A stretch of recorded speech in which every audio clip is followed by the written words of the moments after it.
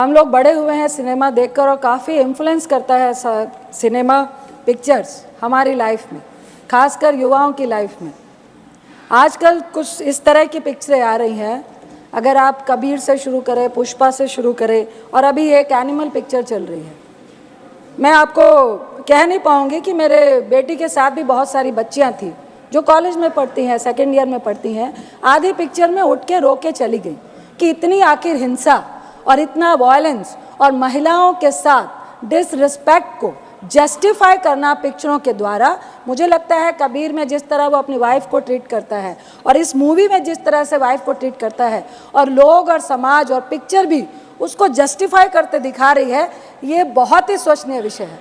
दूसरा, युवाओं पे सभापति जी बहुत सारे ऐसे एग्जाम्पल्स हैं कि इन पिक्चरों का, इन वायलेंस का और गलत नेगेटिव रोल को हीरो की तरह पेश करने में हमारे आज के खासकर 11वीं और 12वीं के बच्चे इनको रोल मॉडल मानने लगे हैं। कई इस तरह की हिंसा हमें समाज में देखने को मिल रही है, जो एग्जाम्पल और जो उदाहरण वो पिक्चरों से लेकर आते हैं। तीसरा, उच्च कोटि का इतिहास है पंजाब का, हरि सिंह नलवा का। उसमें एक गाना है कि फड़ के गंडासी मारी अर्जन वैली ने। ये इतिहास को एक गैंगवार में, दो परिवारों की नफरत की लड़ाई में, जिसका बेटा अपने बाप के प्यार के लिए मरता हुआ या बिल्कुल उसके लिए, वो भी जस्टिफाई नहीं कर पाई है ये पिक्चर।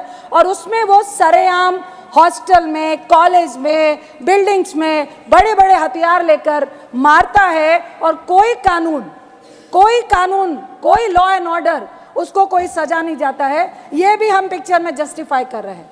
जहाँ तक अर्जन वैली का सवाल है उपसभापति जी, हरि सिंह नलवा जो कमांडर इन चीफ थे सिख फौज के, जिन्होंने मुगलों के खिलाफ, जिन्होंने अंग्रेजों के खिलाफ उनकी बढ़ती हुई सत्ता को रोकने के लिए लड़ाई लड़ी थी, उनका बेटा था अर्जन सिंह नलवा, जो पाकिस्तान के गुजरात से, वो जब पूरा इंडिया हमारा एक साथ था, और उन्होंने कई मुसलमानों को 1947 में बचाने का काम किया था। इस उच्च कोटि के इतिहास को आप एक गैंगवार में, आप उस गाने को बैकग्राउंड में दिखा के, जो हमारी धार्मिक आस्था को भी बहुत ज़्यादा दर्द महसूस करवाता है।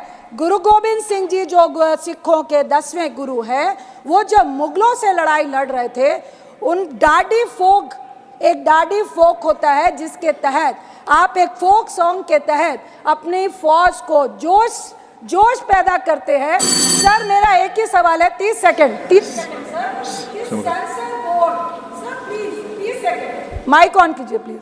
Sir, thank you sir. Censor board ऐसी पिक्चरों को बढ़ावा कैसे दे रहा है और किस तरह से ऐसी पिक्चरें पास होके आती हैं जो हमारे समाज के लिए बीमारी है? ऐसी पिक्चरों का कोई भी स्थान हमारे समाज में नहीं होना चाहिए।